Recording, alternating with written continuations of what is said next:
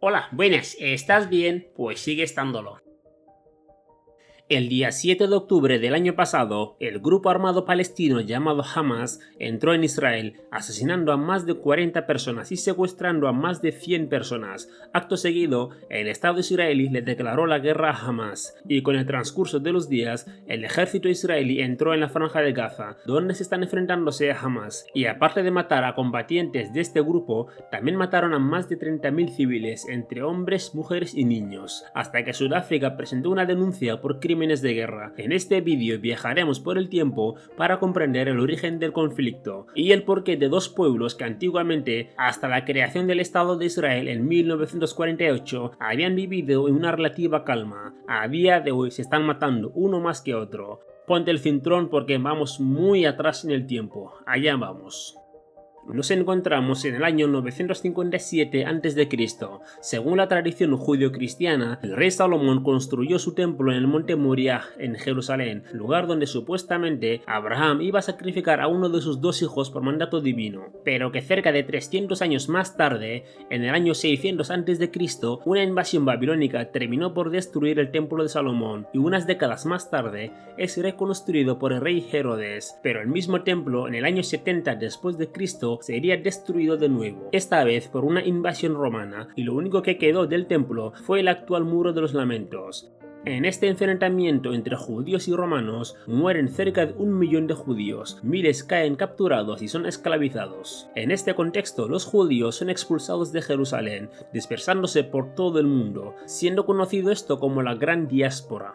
En el año 476 de nuestra era ocurre un hecho que sería el comienzo de la Edad Media, que es la caída del Imperio Romano en Occidente, y unos 130 años más tarde, en la actual Arabia, en el año 610, ocurre otro acontecimiento que cambiaría el curso de la humanidad, y es que según la tradición islámica, un noble y exitoso comerciante llamado Muhammad, que en Occidente sería conocido como Mahoma, recibe la revelación divina proveniente de Dios, quien asegura ser descendiente de Abraham y de Ismael, y es elegido por Dios como el último profeta enviado a la humanidad. Desde ese momento empezó a predicar el Islam. En pocos años logra que esta religión se expanda por toda la zona de Arabia, por el norte de África, y posteriormente sus seguidores lo harían llegar hasta la actual España, que más tarde lo llamarían Al-Ándalus. Esta expansión del Islam llega a Jerusalén, donde los musulmanes de la zona, en el año 638 de nuestra era, construyeron la mezquita Al-Aqsa, pero no la construyeron en un lugar cualquiera, sino que lo hacen donde, según la tradición islámica, el profeta ascendió a los cielos donde dialogó con Dios, por lo que ese lugar es considerado por los musulmanes como sagrado. Pero ese sitio es justamente el monte Moriah. Como os comenté antes, es donde estaba el templo del rey Salomón, donde se encuentra el Muro de los Lamentos, lugar sagrado para los judíos. Una mezquita sagrada para los musulmanes se construyó en un lugar sagrado para los judíos, y así es como nace el conflicto árabe-israelí, y siendo Jerusalén el epicentro de todo. Los musulmanes, siendo mayoría en Jerusalén, predominan en la zona, y con el paso de los años, muchos judíos se fueron convirtiéndose al Islam y otros se fueron yendo de la zona, esparciéndose por todo el mundo. En el año 1299, el Imperio Otomano llega a la zona. Al ser estos también musulmanes, el dominio del Islam cada vez era mayor en la zona, y donde los judíos que se quedaron en Jerusalén, procesando la religión judía, tenían que pagar un impuesto por la protección que les brindaban los musulmanes. Dicho impuesto se llama jizya, en una sociedad donde musulmanes palestinos y judíos vivían en relativa calma. El Imperio Otomano estuvo en la zona desde 1299 hasta que finalizó la Primera Guerra Mundial en 1918. Durante estos siglos, los judíos eran perseguidos por toda Europa, principalmente en los reinos de Francia, Alemania, en Inglaterra y en el Imperio Español, por lo que finalmente los judíos se establecieron en Ámsterdam, en Polonia y Rusia, donde convivían con sus conciudadanos en armonía. Pero a pesar de estar lejos de Jerusalén, los judíos nunca perdieron la esperanza de volver algún día. Mantuvieron sus costumbres y celebraban las festividades de la religión, y siempre con la famosa frase de "el año que viene en Jerusalén", y este deseo de volver a Jerusalén empieza a ser posible en el año 1896, con el nacimiento del sionismo. En otro vídeo que subiré en los próximos días hablaremos largo y extendido sobre el sionismo, así que suscríbete y no te lo pierdas cuando lo suba. el movimiento del sionismo lo comenzó Theodor Herzl. Básicamente buscaba la creación de un estado judío y después de sondear varios países, al final se decantan por ir a Jerusalén, Palestina. La idea de la creación de un estado judío tiene mucho apoyo por parte de las familias ricas y poderosas judías que están dispersas por toda Europa, por lo que en el año 1917 Arthur Balfour, el entonces primer ministro del Reino Unido, emitió un documento dirigido a Barón Lionel Rothschild, ya disculparán por la pronunciación, quien era un judío perteneciente a una familia de banqueros que en ese momento era de las más poderosas del mundo. Dicho documento es conocido como la Declaración Balfour, donde el ministro británico mostraba su apoyo a la creación de un hogar nacional para el pueblo judío en la región de Palestina. Pero había un problema: la región estaba controlada por el Imperio Otomano, pero después de la Primera Guerra Mundial este imperio cayó y desde ese momento Palestina pasaría a estar bajo el control británico, lo que les facilitó a los judíos la vuelta a Jerusalén, y estos, con mucho dinero en su poder, se pusieron a comprar tierras para establecerse en el lugar, y cada vez eran más y más las llegadas masivas de judíos a la zona, lo que provocó el enfado de los musulmanes palestinos residentes en la zona, y esto se escenificó en el año 1936, cuando comenzó el primer conflicto entre judíos y palestinos musulmanes, donde estos últimos tendrían 5.000 bajas. Si te está gustando el vídeo, ya sabes, dale like y suscríbete al canal para apoyar. Dicho esto, sigamos.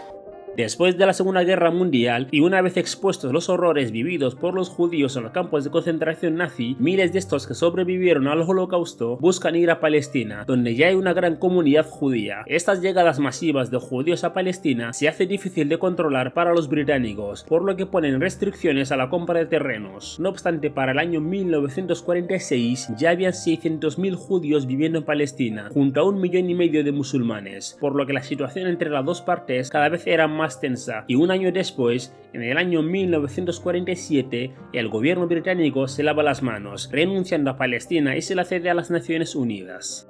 El 29 de noviembre de 1947, la ONU, con los votos favorables de Estados Unidos y la Unión Soviética, aprueban la resolución 181, que establece la partición de Palestina en 3 partes: un estado judío, un estado árabe, y Jerusalén no sería ni de Israel ni de Palestina, sino que sería una zona bajo régimen internacional.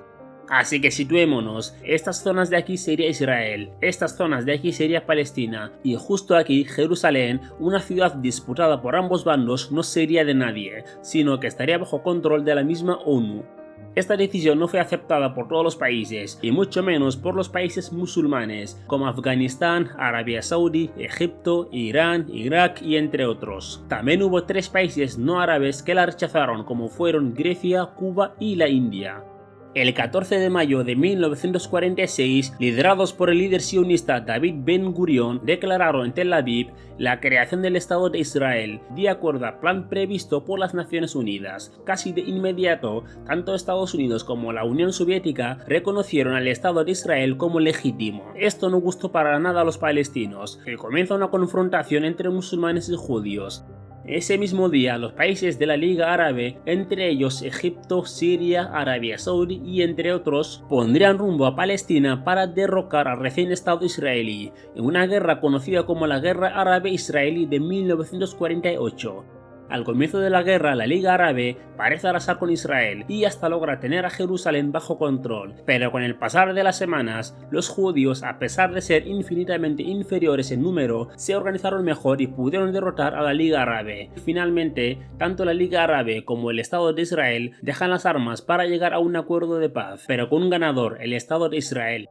Las consecuencias de esta guerra fue que Israel aumentó su territorio en cerca de un 23% más de lo asignado inicialmente por las Naciones Unidas, lo que equivale a cerca de 6.000 kilómetros más, y lo más importante, se hicieron con la parte de la ciudad nueva de Jerusalén, logrando así consolidar su independencia a pesar de estar rodeada de enemigos.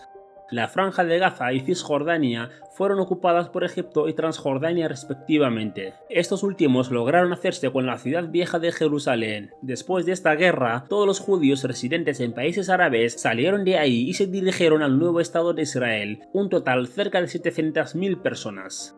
El Estado palestino, por su parte, no se pudo formalizar, ya que el territorio que le fue designado por la ONU fue ocupado por Egipto, Israel y Jordania, por lo que los palestinos son expulsados de sus tierras, dirigiéndose todos a la Franja de Gaza. Este hecho le llamaron Nakba, la catástrofe. Cada año, el día de la Nakba, los palestinos salen a las calles empuñando las llaves de sus casas, de donde fueron expulsados. Estas llaves se han conservado de generación en generación. En 1962, con el apoyo de Egipto y Siria, se crea la Organización para la Liberación de Palestina, conocida como OLP, y en paralelo se crea el grupo político Fatah, liderado por Yasir Arafat, ambas con la misión de convertir a Palestina en un estado legítimo. La OLP, en un primer momento, se regían por las órdenes que recibían de Egipto y Siria. En 1967 se produce otro conflicto bélico entre los países árabes e Israel, esta vez liderados por Egipto. Este conflicto es conocido como la Guerra de los 6 días. El presidente egipcio Gamal Abdel Nasser expulsó al ejército de la ONU de la península del Sinaí en mayo de 1967 y acto seguido Egipto acumuló más de 1000 carros de combate y unos 100.000 soldados en la frontera con Israel. Cerró los estrechos de Tirán a todos los buques de Israel y también a todos los buques que llevaran material para Israel. Esta acción que realizó el presidente egipcio fue bien vista y recibió mucho apoyo por otras naciones árabes. Israel, por su parte, respondió con una movilización que incluyó el reclutamiento de 70.000 reservistas. Temiendo un ataque inminente y sin muchas opciones, Israel decide lanzar un ataque preventivo contra la Fuerza Aérea Egipcia, por lo que en la mañana del 5 de junio, Israel se anticipa a los árabes y ataca por sorpresa a los aeródromos egipcios, destruyendo así toda la fuerza aérea de la que disponía Egipto. 2 días después de comenzar la guerra, Egipto estaba abatida y sin poder aéreo, por lo que el Estado de Israel pudo tomar Sinaí sin problema. El tercer día de la guerra se le ordena a los paracaidistas israelíes entrar en Jerusalén y así hacerse con el muro de los lamentos y la ciudad completa de Jerusalén. La guerra, como su nombre indica, terminó en 6 días con la victoria israelí.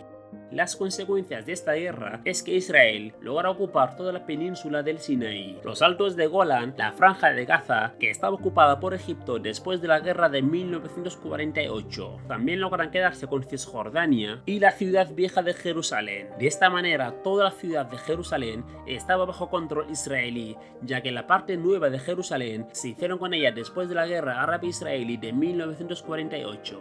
Estos territorios también están habitados por palestinos, que están descontentos al ver que la resolución 181 de la ONU sobre la creación de un Estado palestino cada vez se ve más lejos. Y no solo eso, sino que también ven cómo después de cada victoria de Israel, estos se van haciendo con más y más terreno del que en principio les correspondía según la resolución 181 de la ONU. Y aparte de eso, cada vez había más y más asentamientos judíos en los territorios que iba ocupando el Estado israelí, algo que está condenado por el derecho internacional. Algunas de las consecuencias de la Guerra de los 6 días es que dio a lugar la resolución de Yartum, o también conocida como las 3 No, donde básicamente los países de la Liga Árabe se comprometieron a 3 cosas: no a la paz con Israel, no al reconocimiento del Estado de Israel y no a las negociaciones con Israel. Otra de las consecuencias de la guerra es que la OLP pasa de estar bajo dominio egipcio a estar totalmente bajo dominio palestino, con Yasir Arafat como su líder. Desde ese momento, Yasir Arafat pasó a ser el representante de Palestina hacia el mundo, dirigiendo a la OLP y dentro de la misma al grupo político Fatah. Si te está gustando el vídeo, ya sabes, dale like y suscríbete al canal para apoyar. Dicho esto, sigamos. En 1972, en las Olimpiadas de Múnich, una fracción cercana a Fatah dentro de la misma OLP llamada Septiembre Negro secuestró a 11 miembros del equipo olímpico israelí, a quienes después de tenerlos como rehenes terminaron con sus vidas. Un año más tarde de este acontecimiento se daría otra batalla más entre los países de la Liga Árabe contra Israel. Este conflicto se conoce como la Guerra de Yom Kippur, la Guerra del Ramadán o la Guerra de Octubre. La guerra comenzó el día de Yom Kippur, un día sagrado para los judíos, y durante el mes de Ramadán, que también es un mes sagrado para los musulmanes. El conflicto comenzó un sábado 6 de octubre, cuando Egipto y Siria coordinaron y lanzaron un ataque sorpresa contra Israel. Al final, en esta guerra, tanto la Unión Soviética como Estados Unidos, cada uno se puso de un lado. La guerra terminó 18 días después, el día 24 de octubre de 1973, cuando se declaró el cese al fuego. Pero hablaremos más a fondo de esta guerra cuando suba el vídeo vídeo acerca de este conflicto, así que suscríbete para no perdértelo cuando lo suba.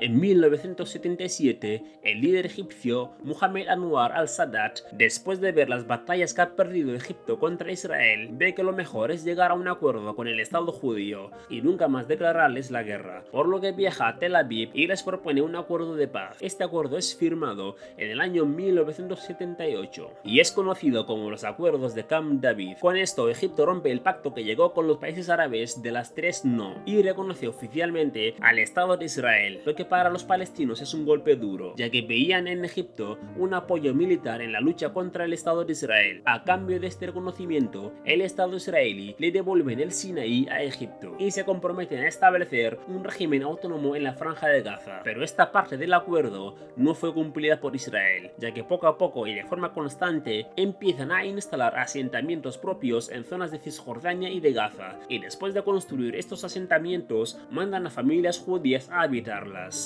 Y aparte de construir asentamientos civiles, también construían bases militares en los terrenos ocupados, violando de esta forma el derecho internacional e hicieron omiso caso a la sanción de la comunidad internacional, llegando a tener 125 asentamientos judíos en Cisjordania y 18 asentamientos en Gaza, por lo que poco a poco los palestinos se iban quedando sin territorio. Como se ve en esta imagen de aquí, donde poco a poco el Estado israelí se fue apropiando, ocupando y colonizando territorios palestinos. También vemos lo que era Palestina en 1948 y lo que es Palestina a día de hoy. Simplemente les queda la Franja de Gaza y Cisjordania, pero con los últimos acontecimientos acaecidos es posible que dentro de unos años no les quede absolutamente nada de territorio, ya que Israel les propone irse de Gaza y de Cisjordania. Pero bueno, sobre esto hablaremos cuando suba los vídeos de actualidad sobre este conflicto. Así que si no te los quieres perder, ya sabes, suscríbete y activa la campana de notificaciones. Dicho esto, sigamos. Israel, una vez establecida en Gaza y Cisjordania, les imponen restricciones de movimiento a los gazatíes. Se les corta el suministro de agua y electricidad, como una especie de apartheid. Esta presencia israelí, en el que según el acuerdo de Camp David debía ser territorio palestino y habitado por palestinos, genera un malestar en la población palestina, y todo estalla en 1987, donde miles de jóvenes palestinos salen a las calles para enfrentarse a la ocupación israelí. Este enfrentamiento es conocido como la primera intifada palestina, que quiere decir la primera agitación palestina, donde los jóvenes palestinos con piedras y palos se enfrentan a los soldados israelíes, quienes tenían todo un arsenal de guerra en su poder. El Estado de Israel les da luz verde a sus soldados para abrir fuego real contra los jóvenes palestinos, y como ya os podéis imaginar, unos con piedras y otros con rifles y tanques, la cantidad de muertes por el bando palestino fue brutal. Más de 1500 jóvenes perdieron la vida, muchos de ellos menores de edad, y todo esto por protestar contra la ocupación israelí en sus tierras. En esta intifada es donde se da a conocer uno de los grupos armados palestinos más conocidos hasta la fecha, el Hamas, en un principio fundada indirectamente por Israel. Es sorprendente, pero cierto. Hamas fue creada por el propio Estado de Israel. ¿Pero por qué motivo? Pues por una estrategia muy famosa, el divide y vencerás. Israel quiso poner en práctica este dicho, y al comienzo de los años 70 empezaron a financiar a diferentes grupos dentro de la OLP para que estos luego le declararan la guerra a la propia OLP de Yasser Arafat, y así de esta forma tener a los palestinos divididos. Algunas de las personas que recibieron dinero para la creación de grupos armados palestinos fue este hombre, Ahmad Yassin, un sacerdote musulmán medio ciego y en silla de rueda. Fue con la ayuda financiera de Israel el que creó Hamas. Al comienzo las cosas iban bien. Ahmad Yassin cada vez se hacía más célebre en la comunidad palestina, y todo acuerdo que la OLP estuviera cerca de cerrar con algún país para que reconociera a Palestina como un estado, el Hamas actuaba para evitar esos acuerdos y se presentaban como la fuerza política de Palestina, lo cual era muy difícil para los demás países reconocer a Palestina como un estado si la fuerza política era un grupo armado, por lo que al comienzo la estrategia le fue bien a Israel, pero como bien dice el dicho, cría cuervos y te sacaron los ojos. A Israel le pasó lo mismo que a Estados Unidos con Al-Qaeda, pero bueno, eso ya para otro vídeo. Y es que después de la primera intifada, el Hamas, al ver las más de 1500 muertes de jóvenes palestinos desarmados, decide cambiar de bando, y pasan de estar bajo el control de Israel a ser totalmente independiente y le declara la guerra a Israel.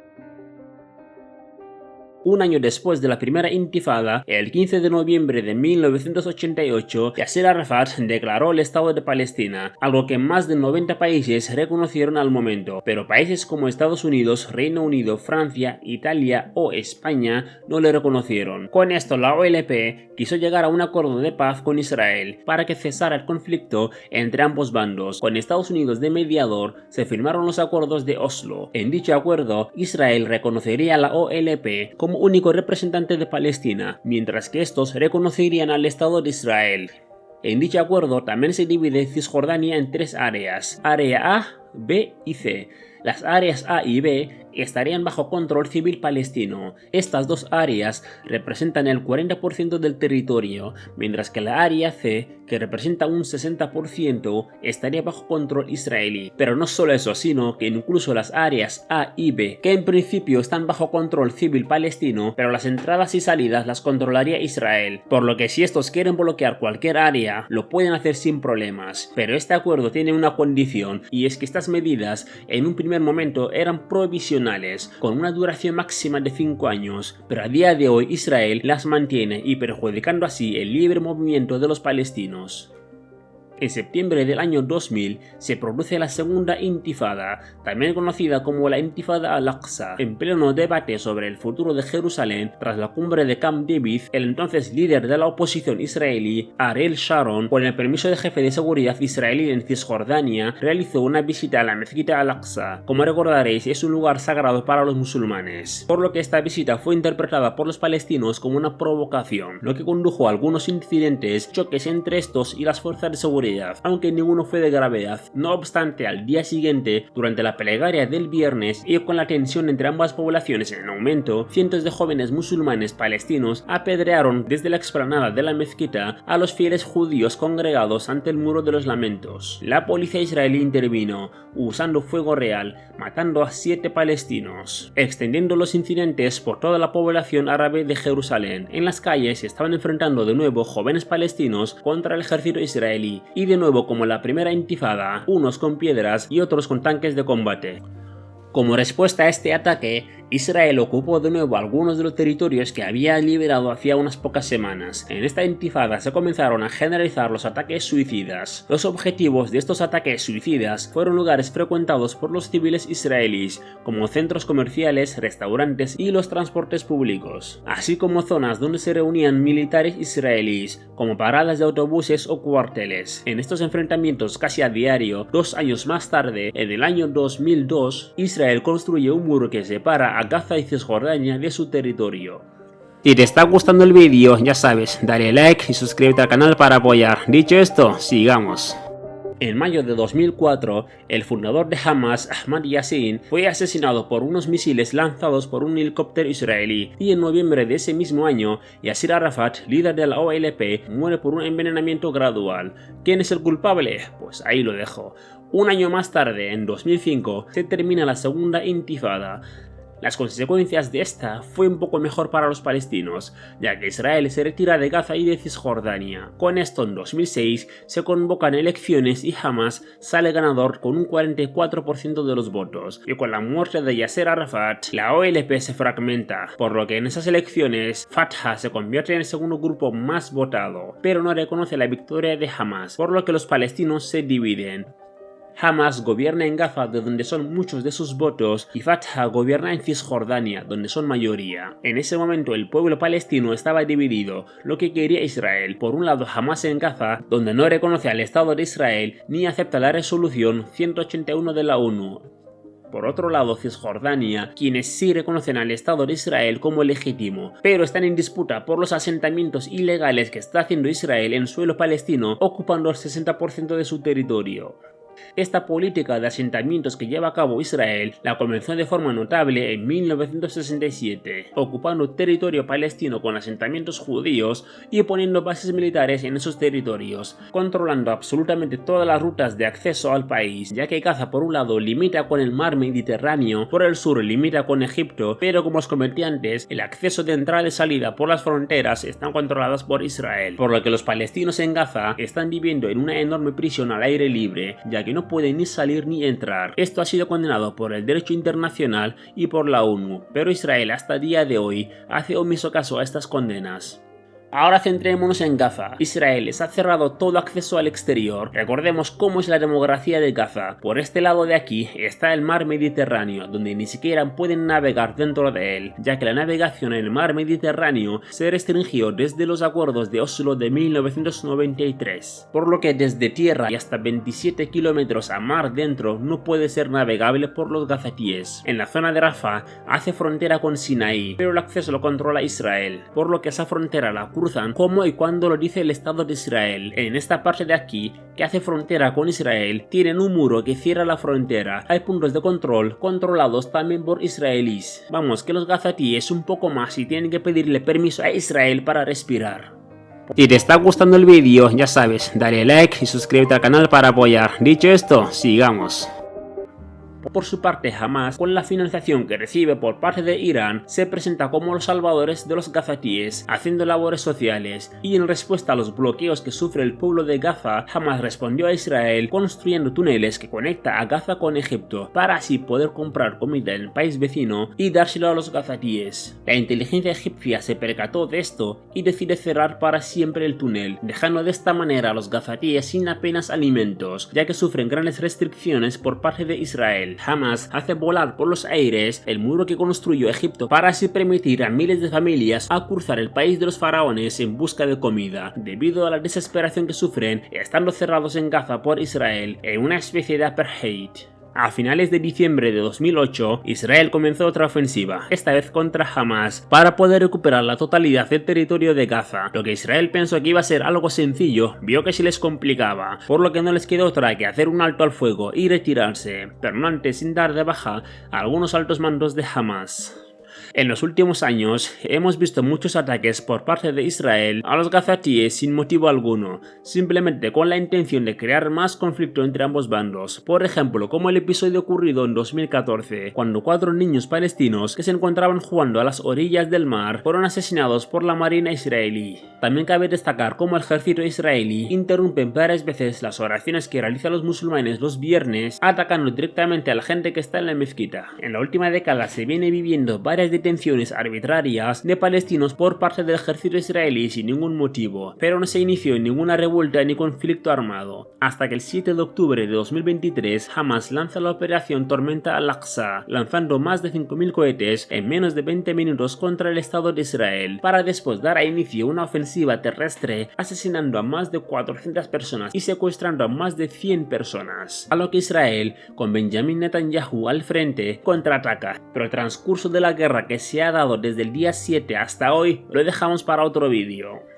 Pero con este ataque sorpresa de Hamas se plantean varias preguntas, y es que Israel, con una de las mejores agencias de inteligencia del mundo como lo es la Mossad, ¿cómo es que no estaba al tanto de un ataque de Hamas en suelo israelí? ¿Por qué justamente el día del ataque no había nadie en los controles de acceso de Gaza a Israel? Esto me lleva a formular la siguiente pregunta: ¿Israel permitió el ataque de Hamas para tener una justificación e intentar exterminar al pueblo palestino, y así de esta forma hacerse totalmente con todo el territorio de Palestina?